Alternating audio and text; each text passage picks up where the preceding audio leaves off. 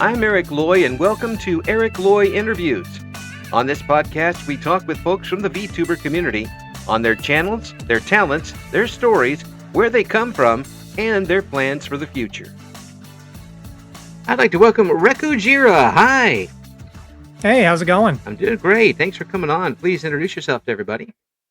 Yes, I am Rekujira, Lalfelpapoto and Punmeister extraordinaire. I do variety gaming. I do a lot of gunpla building, plastic model kit building. And then I dabble in other things like co-working, live 2D rigging, video editing, whatever personal project I am comically behind on. Sometimes I work that into my streaming. It doesn't go just to on time to behind. It goes straight to comically behind. I'd like to think I'm good at time management, but life happens, especially when you're a working adult. And, yes, at some point I was like, I got to get this thing done. Co-working stream. Here we go. Exactly. That's how it goes. It's fun to hear when folks are still trying to balance everything together, but it's obviously the point where you're enjoying yourself so much online that you still have to get it in. Mm-hmm. Yeah. That's one thing, like, when I first got into this hobby, I was kind of overwhelmed by like just how much stuff there is to do. Like the work can never end if you don't let it. Right. And one thing I know anyone who's been streaming before knows this, like being on camera, doing the stream, doing the performance, that's the easy part. That's the payoff. There is so much background work and it's never finished unless you draw a line somewhere. And that's honestly one of the biggest lessons I've learned. I've been streaming for about 3 years. I just had my 3-year anniversary a couple of weeks ago. And Congrats. over time I've learned like, okay, I can't do everything. So what means the most to me? And I can prioritize that. If I have time for the other things, great. But I don't want this to become all encompassing and start like damaging my other relationships. It's really easy to fall into the weeds on that. Yeah, it is. And, that's with any hobby that takes up a lot of time to do that. And if you're working full time and doing this semi full time, you don't get a chance to do anything else part time. No, it takes up a lot. My the state of yard work has declined around my house since I got started streaming. It's almost like there's a correlation there. Let's see. Now, I I managed to be as completely worthless at lawn work, so my wife has somebody else do it for us. So it's planned talentlessness. That's what it is. I would prefer to use the term managed delegation. There you go. Yeah. Yes, that'll work too. That sounds better in conversation.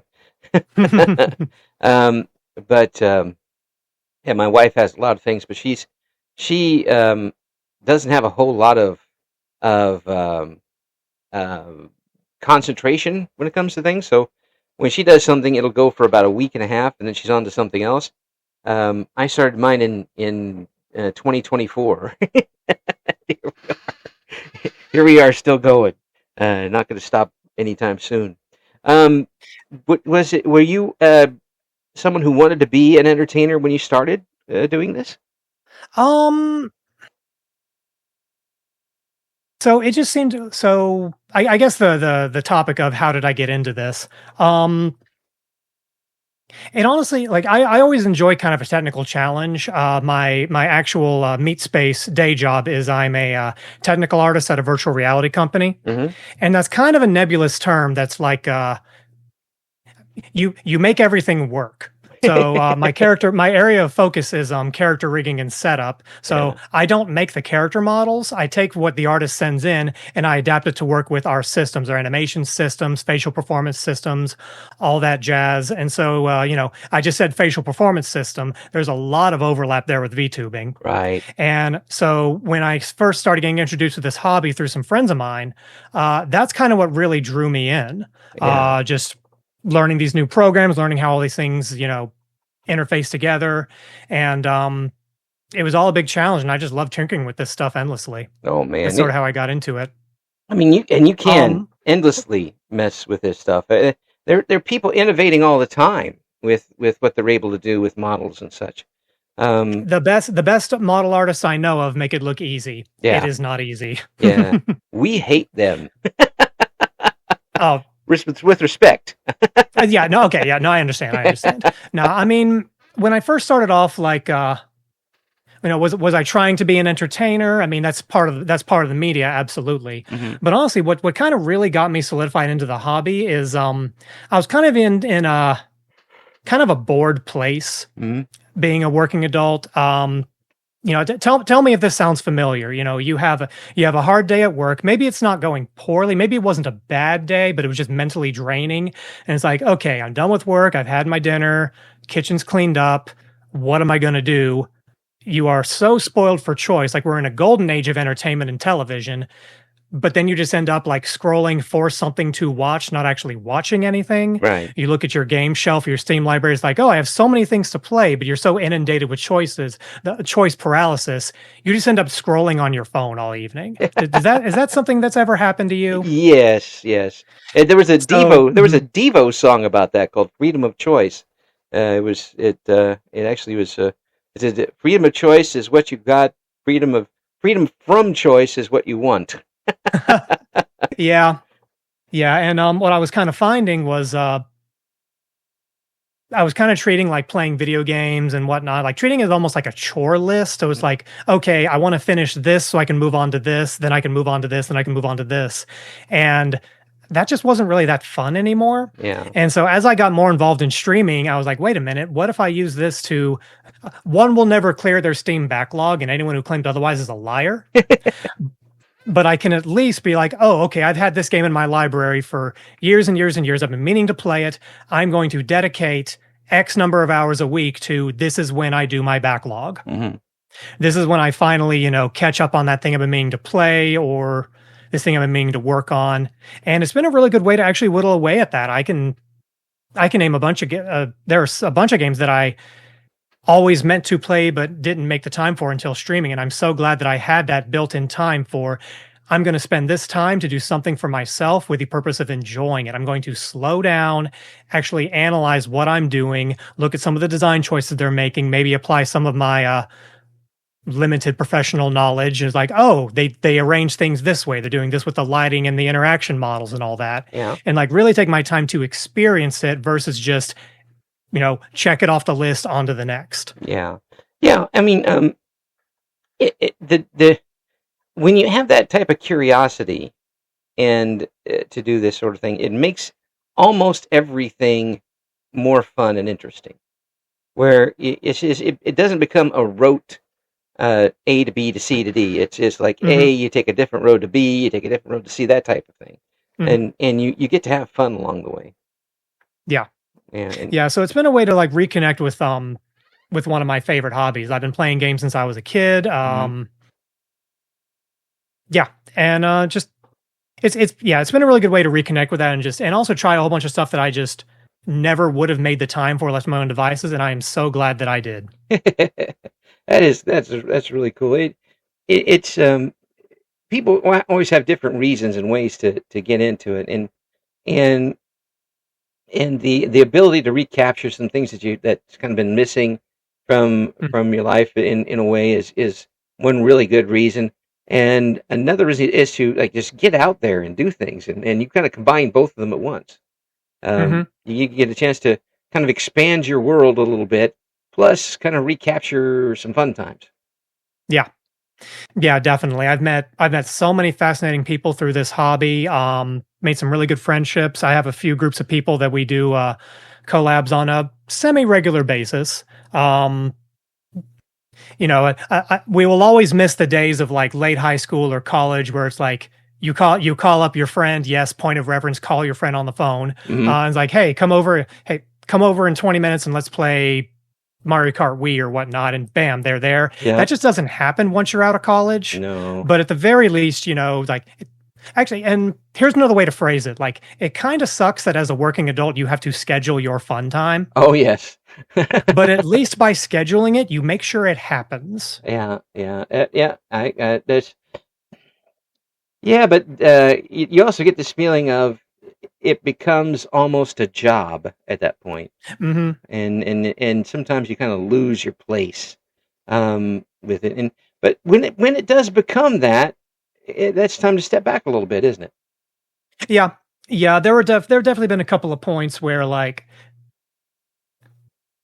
it was pointed out to me that I was spending too much time on like supplemental work for streaming, and kind of taking a step back and looking, I was like, yeah, I am kind of overdoing it, and I've got other things I need to be prioritizing right now. And so I think, especially over the last year, I think I've found the happy medium. Am I doing everything that I would air quote like to do? No, there are some things I would like to do, but now that I've got a better grip on how I manage my time and what the time investment would be to dig into those other things, I can say with a clear mind, a clear thought process, it's like maybe someday, but not right now, and that's okay. Yeah. I mean, it's hopefully everybody's got the time, and they don't. When you get into a situation like this where it's something that takes up a lot of time to do the way you want, and you start putting a lot of resources and time and effort into it, there's always that nagging feeling, no matter how much you're enjoying it, that am I still going to be enjoying this in a month? That sort of thing. Has that ever come up to you? Am I going to still do this in a year? Does that ever show up to you? That's shown up every once in a while. Fleeting moments like numbers and metrics are not everything, but boy, howdy, there are a lot of numbers and metrics, and they throw them in your face at every opportunity. Yes. And, things kind of, wax and wane. And so there have been times where I've had sort of a low period metrics wise where, maybe not some of my regulars aren't able to make it because they've got real life stuff to do, by all means, or, they just want to move on and watch other people. That's fine. Yeah. And I kind of wonder like, do I want to stick with this? And I'm feeling pretty good about sticking with this hobby for the foreseeable future. I'm still enjoying, finding new things and trying out new tech and processes and all that. Is there a future where I give this up? Probably, but I'm not feeling. I'm still feeling pretty motivated to stick with it for the foreseeable future. Oh yeah, absolutely, yeah. It's sometimes it gets to be a balanced line when it comes to be an obligation. In a way, but then you don't know whether to just kind of work through it, and hopefully you find something, or if you don't take the time off, sometimes it gets worse. Yeah, and it's always a question of finding it. But as long as you're still willing to and wanting to go out and entertain those folks who are coming from around the world to spend time with you, then by all means keep doing it. Yeah.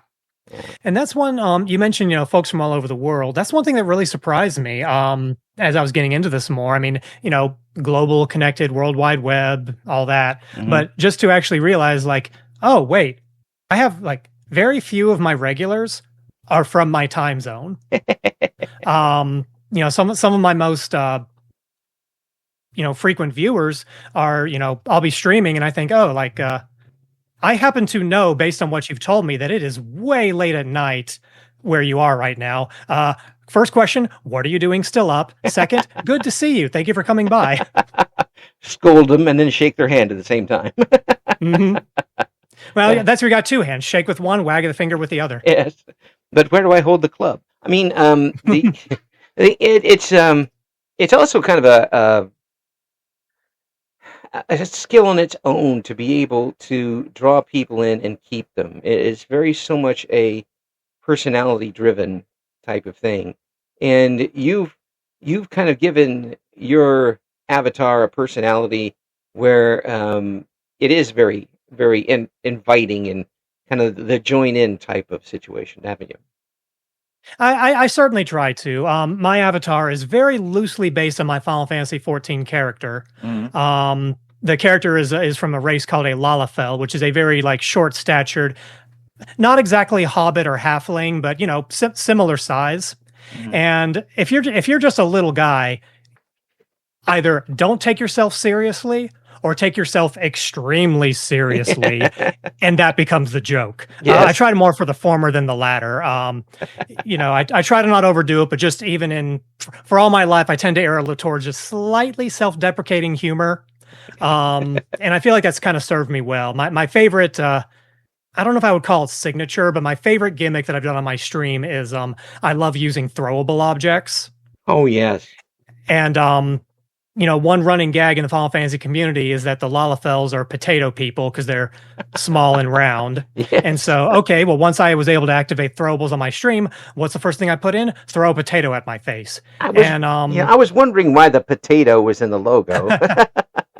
Yeah, no, it's an in joke in Final Fantasy 14, and also the fact that since I started keeping a tally in I believe June of 2025, so in the span of about 14 months, there have been 46,000 potatoes thrown at my face. Man, that's a lot of fries. That is a lot. In fact, sometimes the potato explodes into French fries. I put in some RNG elements because I get bored. I can dig it. I'll go for those French fries all day long, actually. But however, potatoes. I like that potatoes made the worst possible way for my health, and the healthier the worse. I'll often say, like, if something is absolutely delicious, but I know it's not healthy, it's like this tastes real bad for you. Yeah, exactly. It tastes real bad. But you know better. but it's good for the soul. That's right. It's very good for the soul. I hear a lot of folks come on and say that it took a while for them to kind of not just get used to sitting behind the microphone, but kind of getting comfortable with it. Did it take you a while to almost have it like second nature to be sitting in front and doing what you're doing? It took me a little while. I wouldn't describe myself as having social anxiety, but I do get a little bit stage nervous, particularly if it's just me. Like I grew up in a family of musicians. How did I go from musician to visual arts? Don't ask questions. But so I played like school band all growing up. So I'm used to being, on stage as part of a group. Right. So to be on stage and solo was a bit of a departure. It took me a while to get used to that. And that is one other thing I've kind of had to learn while streaming. Like if someone's there to see you, I'm repeating myself, but they're there to see you. Right. And so there's not that much. If you look at it that way, like they came to see you, you don't need to be afraid of your audience.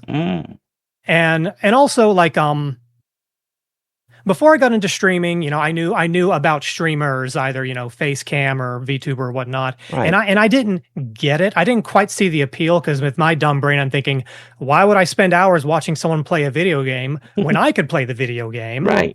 And someone a close friend of mine who themselves is a streamer said, don't think of it as watching them playing video games. Think about it like hanging out on the couch or like in the common room at college or like with your roommate or whatnot. Right. They're playing a game and you're just hanging out. Oh yeah. And thinking of it as that more of a sitting beside someone versus standing in front of people makes it real easy to just relax. Yeah. I find. Yeah.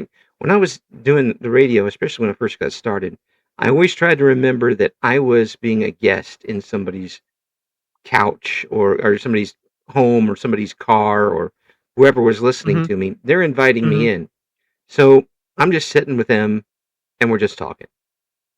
Yeah. I'm trying to let them know what's going on, and while we're not interacting, I'm not talking to, 100 or 1,000 people or whatever was on there. I was talking to that person.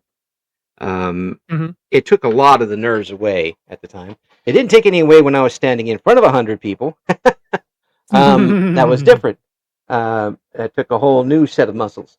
But that always reminded me that you are the guest, and they're taking the time to be with you. And when you get people now with what you're doing with VTubing that are coming back time and again, that is a very special moment. And these people have made you a part of their lives at that point. Yeah. Yeah, it's both flattering and humbling. Yeah, it's scary. Yeah. Yeah. About the only but yeah, once you've done it enough, I mean, like, I've got a pretty strict pre-flight checks that I do. I test all my equipment, I test the recording, and blah blah blah. And so when I actually hit the button and go live, it's the only time I get really nervous, and this still happens to me, is if I have like a big anniversary or a milestone coming up, like I mentioned I have my 3-year streaming anniversary, or sometimes if I have it's what may or may not be my actual birthday. If it's an event, then I get a little nervous for that. Yeah. But otherwise, for regular streams, it's fine. A couple of stupid tricks I've heard, particular to streaming, is in whatever software you use, turn off your view counter. Oh yeah. That is not useful information to have, because if the number is lower than you want, you're going to be brought down and thinking you're failing. If the number is higher than you're expecting, oh God, the pressure's on. I really need to be entertaining. Right. And you want to be consistent is the thing. Mm-hmm. And yep. And don't consider, especially if you're doing something like you're putting up VODs, or if you're putting the thing up on YouTube afterwards, or keeping it in Twitch for a while, because that lack of energy will show up in that, and you won't get any traction out of it whatsoever. That's another lesson I've kind of taken in. If you're not having fun, then the people watching you probably aren't having fun either. Now, the impetus there isn't, you got to be wild and wacky and do all the over the top stuff. If that's what you want to do, great. Yeah. But it's more about what you're doing. Yeah. We all have off days. It's human. It happens. But I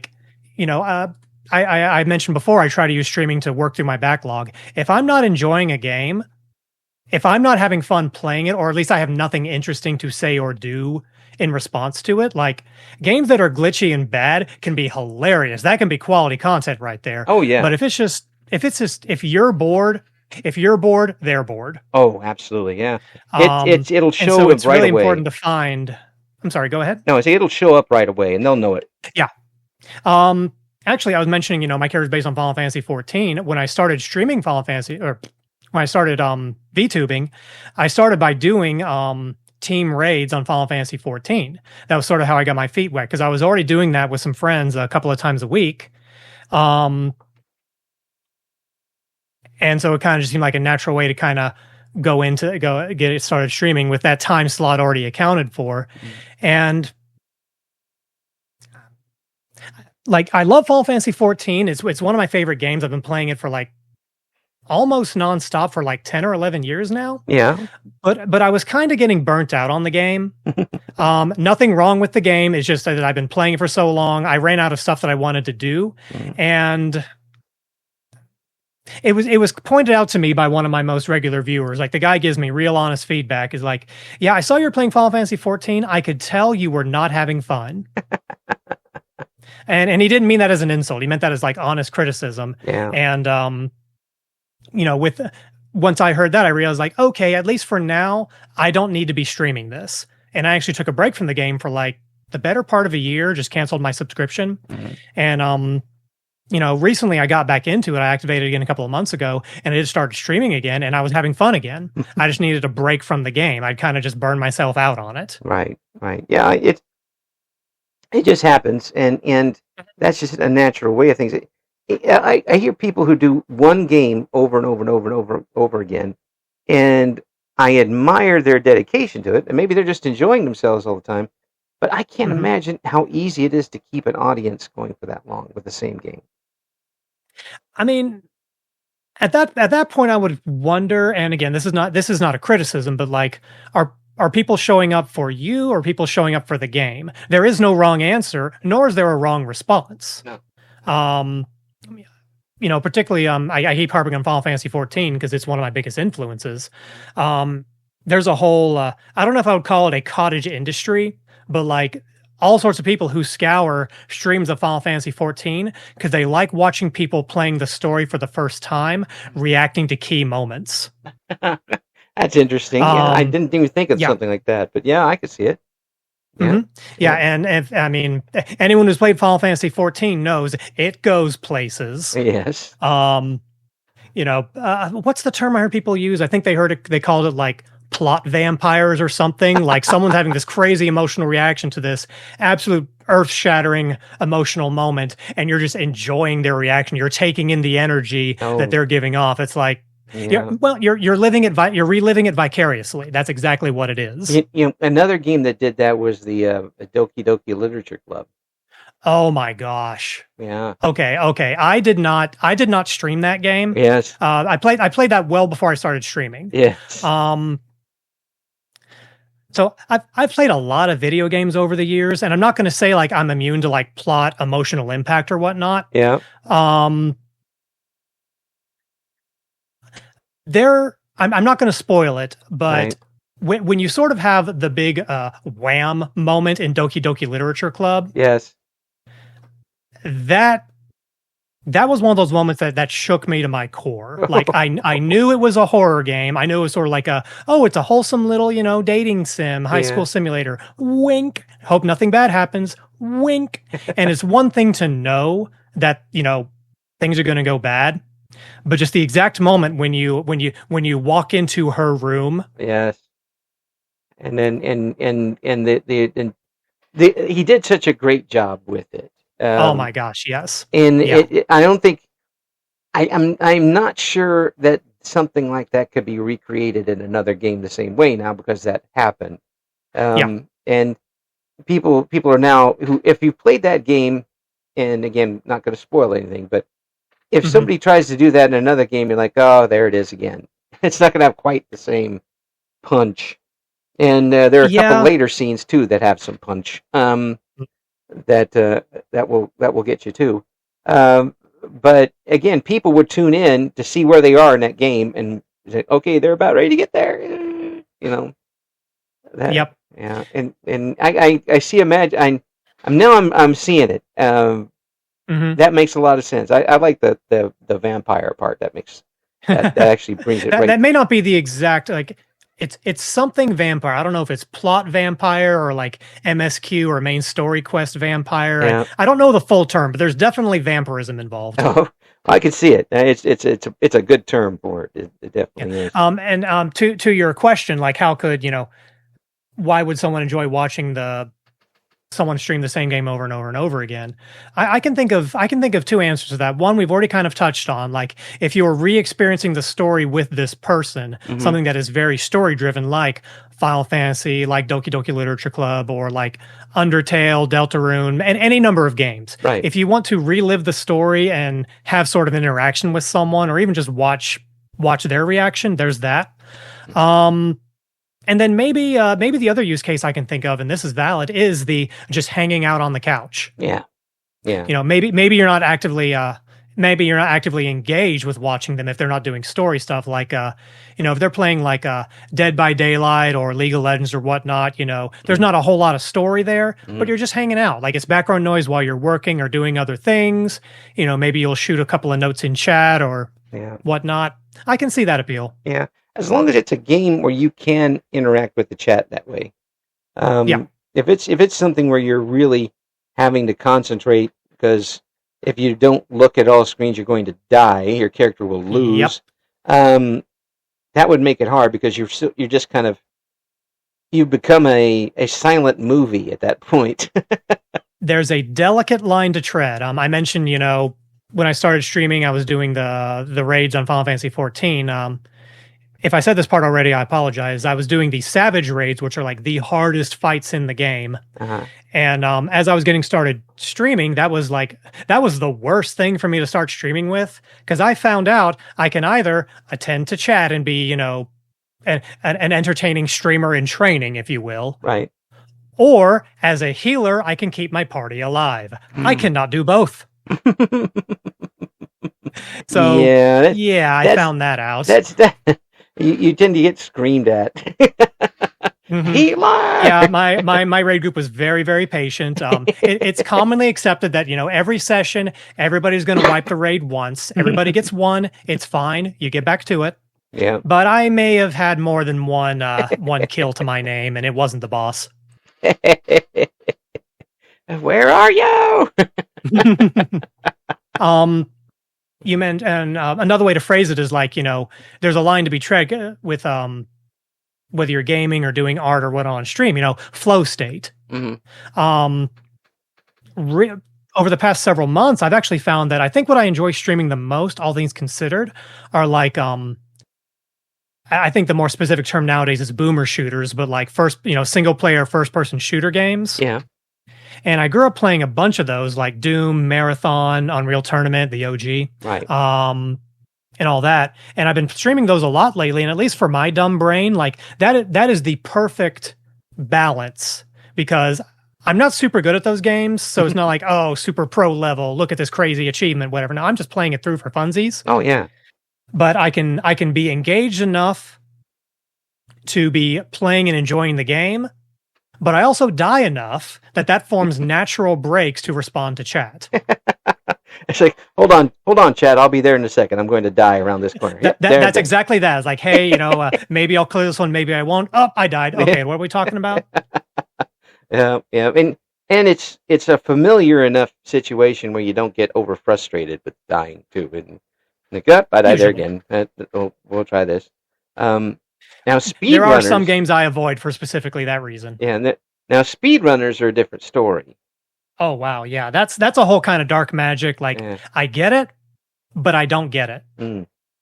I would be so frustrated at speedrunning because I know that I would miss at least one jump, and if you're 3/4 of a way through a speed run of a game, and you're not going to finish in near the record, you just start over again, and that would be so frustrating. Yeah, some people can do it. I couldn't. I've got a friend who does speed running. I think his game of choice is Turok 2. Oh, okay. Which apparently is a big thing in the speedrunning community. This friend of mine is also who introduced me to like half of the boomer shooters I've played over the last year. So I think he tunes in pretty regularly, and I think he vicariously like relives first time playthroughs through my died, try again. Died, try again. Died, try it again. There's the BFG. Now we're having a good time. Yes.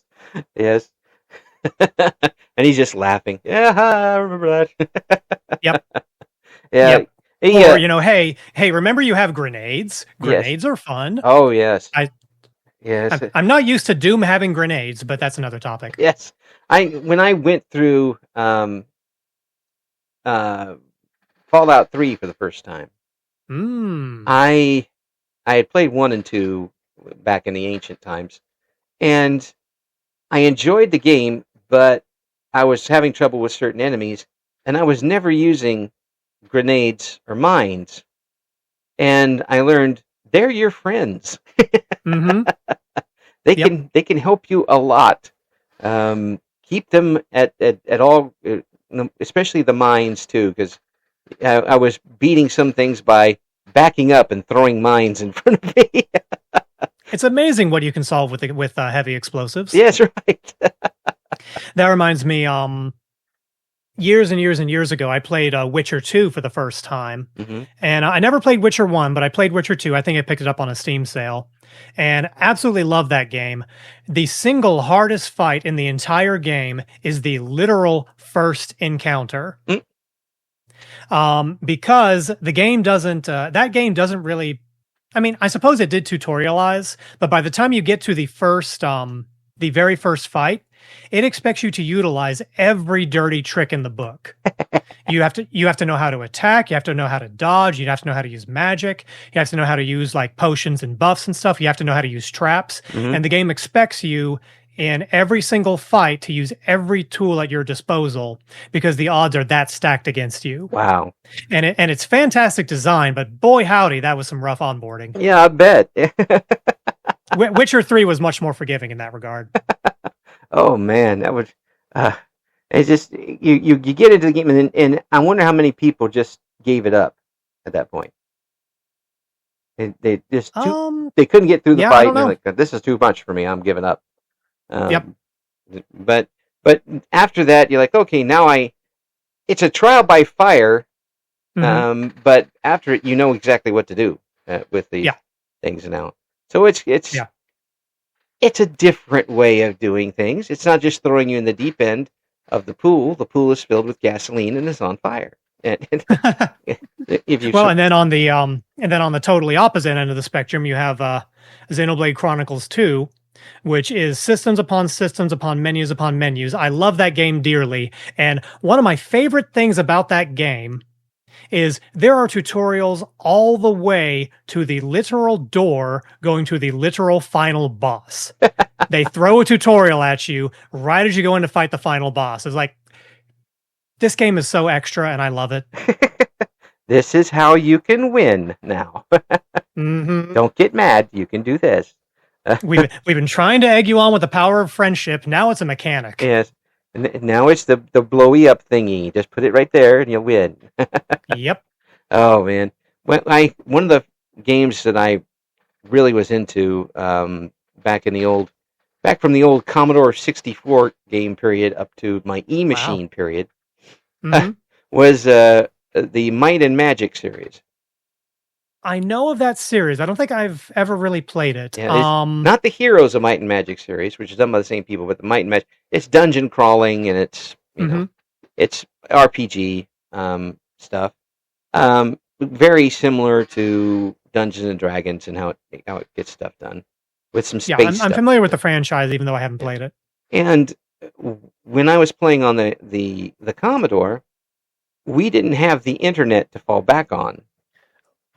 I suppose you didn't, no. For cheats, and we didn't have we didn't spend the money to get the book for the maps and stuff.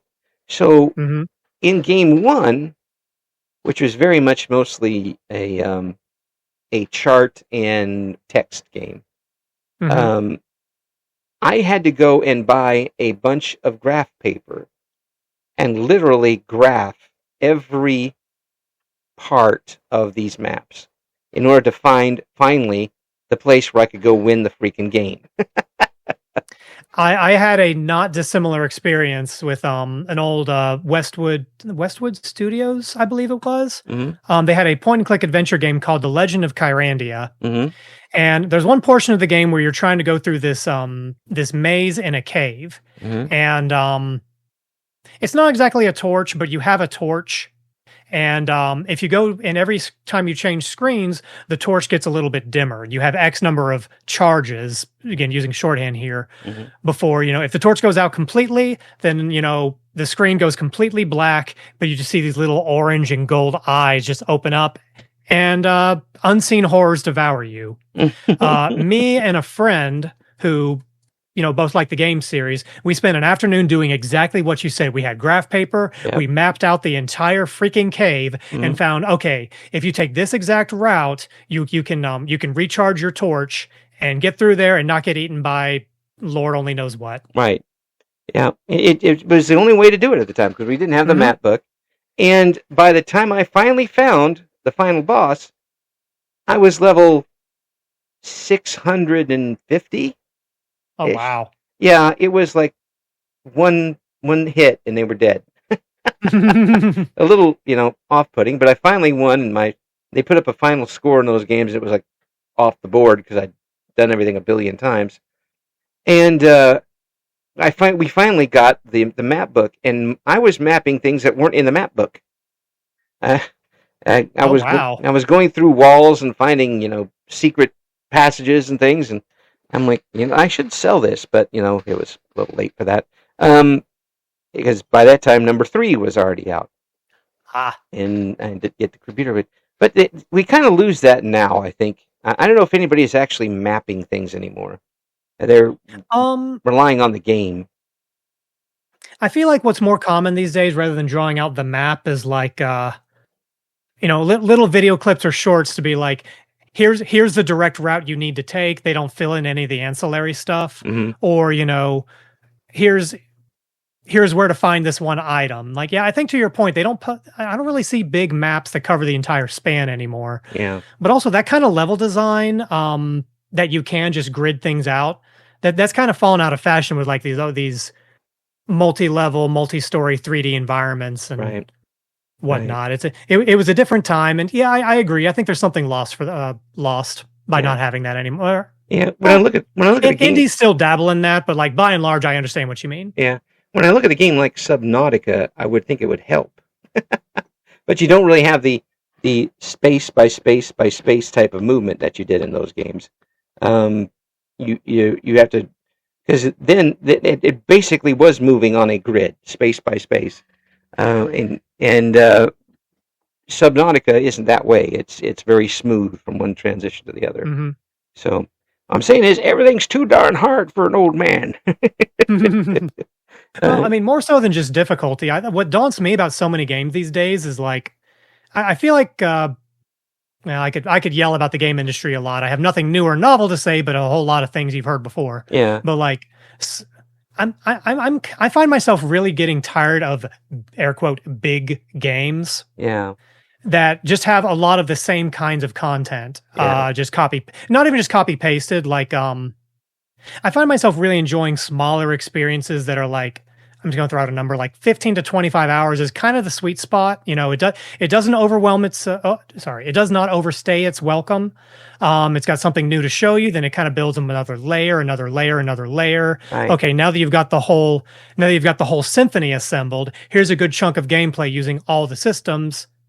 We've stated our thesis, we've demonstrated, and now we're done. Yeah. And those on the games, flip side, I get really frustrated when a game does that and still goes for like another 20, 30, or 40, or however many dozens of hours. Yeah.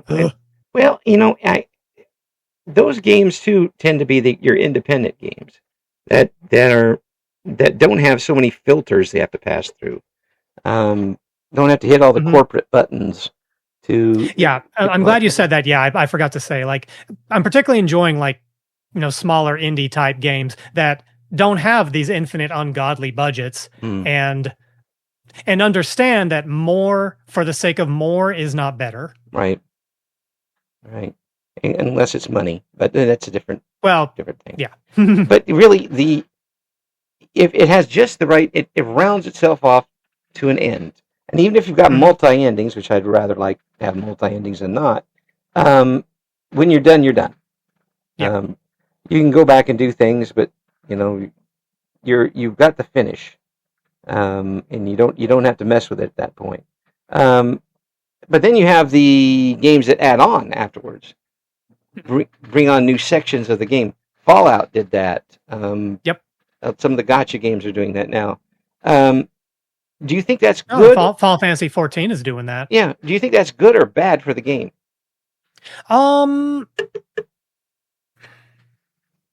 I mean, the easy answer is it depends on the game.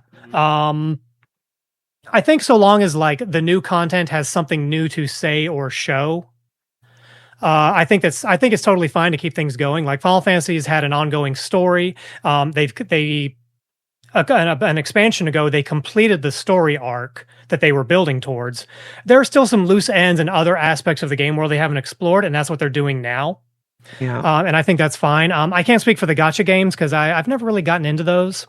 I can barely budget the time for one air quote eternal game. Yes. So I jump between Final Fantasy or sometimes I do Warframe, but for that reason, I'm wary of gotcha games. Yeah.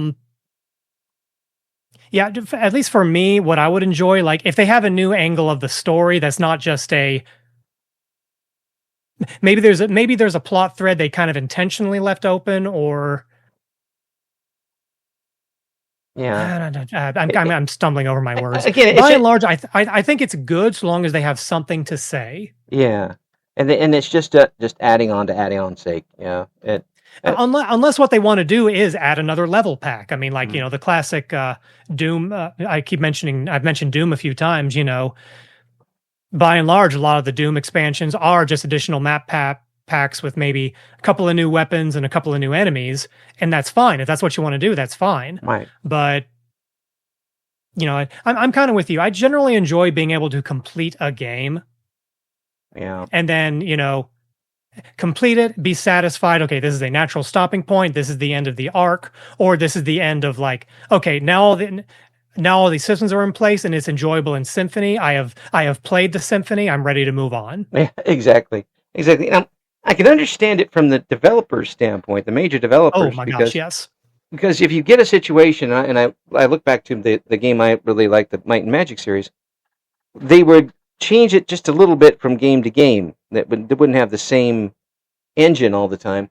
But when they went from 8 to 9, they jumped the shark and shot the shark as they were jumping it, and then set fire to the pool. It was a terrible game, and nobody liked it. So here you've got a chance to give the people more of what they like, and not have to worry about bringing a new engine in. A pretty good example of this I can think of is Deus Ex Human Revolution. The Deus Ex series is one of my favorites. The original Deus Ex is my second favorite game of all time. I've played it like 7 times, and I still discover something new and weird every time. Chat really helped with that this last go around. But in Human Revolution, there's a chapter of the game that there's kind of an awkward transition between 2 locations in the game, and it feels like there was a story there that was missing, but the central game had to move on. I think they were they were starting to run low on development time. So it's like, okay, we're gonna release this chapter later as DLC. Right. Okay, all fine and good. Yeah. But in that case, what ended up happening, at least as a result, is like, I don't know how much of that section of the game had been started before the regular game was released, or if like they knew they were going to cut the content, so they didn't even get started. And so once the original game went gold, that's when they started working. I'm inclined to think it was mostly the latter, because it felt like they took a lot of the lessons learned from developing the whole game and made kind of like a perfect vertical slice of what they wanted everything to be. Okay.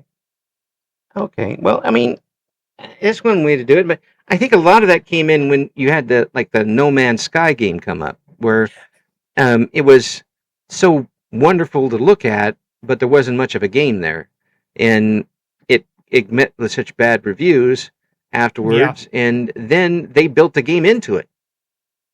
And No Man's Sky is like one of, at least off the top of my head, like one of the 2 most notable like victory from the jaws of defeat game dev stories. I've never played No Man's Sky, but I've heard exactly what you said. Like, people were kind of on it at launch. They hyped it up for something that it wasn't, and then they built something greater than anyone could have possibly imagined with that as the starting point. The other game that comes to mind for me is Cyberpunk 2077.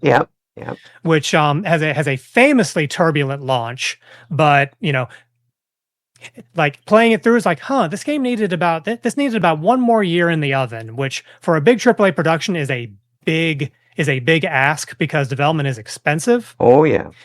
And then lo and behold, after another year, they released some really big patches to rebalance and tweak things and add a little bit more content. It's like, okay, yeah, go figure. 1 year later, now the game is complete. And then they still kept working on it. And then they still kept working on it. Then they released the DLC, and then they still kept working on it. I enjoyed it pretty well at launch. But especially with all they've done, it's a game what's the meme? Like, the average man thinks about the Roman Empire X number of times a week. I think about Xenogears, Deus Ex, and Cyberpunk 2077 that many times a week. That's my Roman Empire. Boy, history in school would have been much more fun if it was the truth. So what you're saying is Sid Meier's Civilization should be school curriculum. These days, there's something there. I think there might be something there. It couldn't hurt. I think that having that available,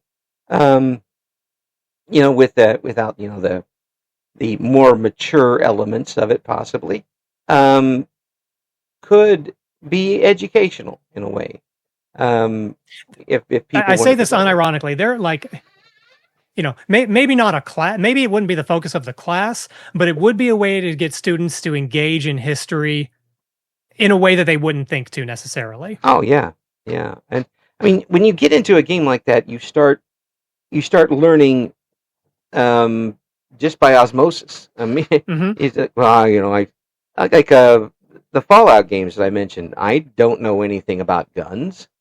Never owned one, a handgun especially, but I can tell you which ones I'd rather use now because of Fallout.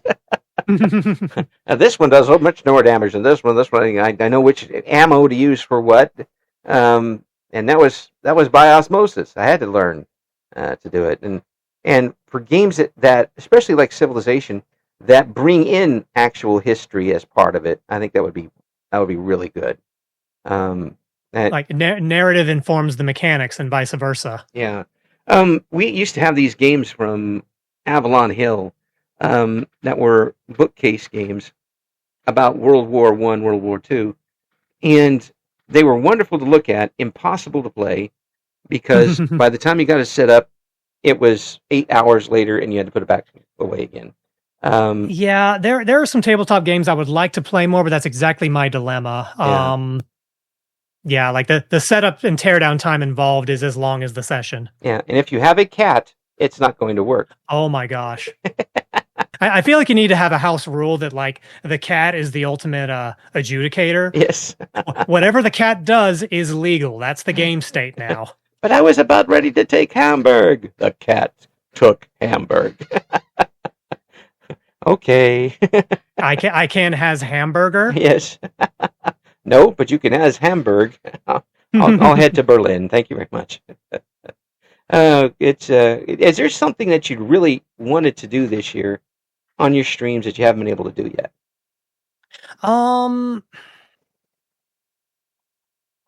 Something I want to do on stream. I can think of two things. Mm-hmm. One is sort of more general. This is not my character, my avatar is short joke. I am a very small streamer, and I would like to do more like just chatting. I guess the cool kids use the term Zatsudan. Is that the word? Anyway. Yeah, that's just more kind of like low key chatting and hanging out. Yeah. And I feel like that requires a certain critical mass of people to bounce things off of. I would like to start doing that a bit more, maybe not as even as a focus or a dedicated stream, but just like the first 20, 30 minutes of every stream, we're just kind of, chatting, shooting the shit back and forth, and then get into the main event. That's one of them. And I know there are some tricks you can use to sort of build that over time. I want to look into that. Yeah. The other one is, I mentioned this briefly earlier, my Roman Empire, Xenogears, Deus Ex, and Cyberpunk 2077. Xenogears is my favorite game of all time, and I don't think I could ever stream it. Because it is a very, very long game. Like that would be the thing I stream for like the better part of a year with the schedule I devote to it. And I also don't particularly like reading out the narration all that much. Like I don't dislike the sound of my own voice, but that just sounds exhausting. Yeah. Yeah.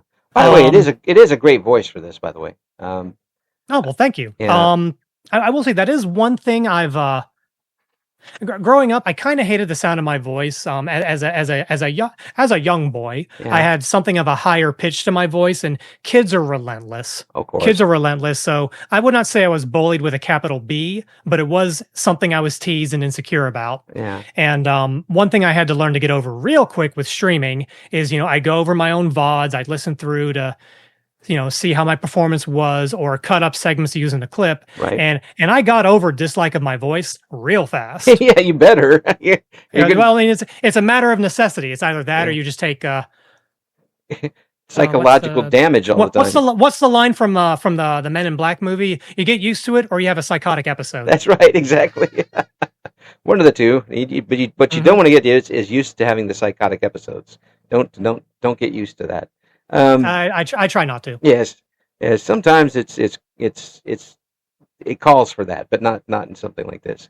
Yeah. Well, it sounds like you're really it's really been something that once you started, you found a real home for. It really is playing up to a lot of things you enjoy, and it's something that of course you'd like to have a lot more time to do things, but you've got a really good head for this sort of thing. When you look back on what you've been able to do, is it mostly pride, or is it all pride?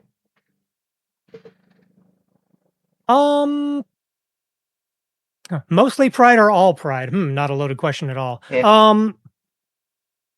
Well, yeah, I guess it's mostly pride. I can think of a couple of points that maybe something wasn't going quite as well as I had hoped, and it was of my own doing. some things I should have readjusted or even just taking a step back from for a little while to readjust. But by and large, no, it's been a real fun 3 years. And do I have 3 more in it? 3 more of it in me? Heck, I don't know, but I'm still enjoying it, so I'm going to keep doing it. Heck, I mean, you might have 40 more in you. Who knows what's going to happen by then? If VTubing as a hobby sticks around for 40 years, what would that even look like in 40 years? I think at that point we're going to have like well, I was going to say, it's easy to say, oh, we'll have like full dive immersive VR, blah, blah, blah. But 40 years, that kind of time vector, that's thinking small. What would this hobby be in 40 years? I can't even imagine. Oh, yeah, it's going to be massive. There are so many millions of people that would enjoy just sitting and watching that don't even know it exists yet. The audience hasn't, they say, oh, the audience hit a ceiling. No, it hit a slight plateau. There are millions of people that are still wanting to do it, and there'll be millions more who get involved in it once they realize that they're doing this from their own home.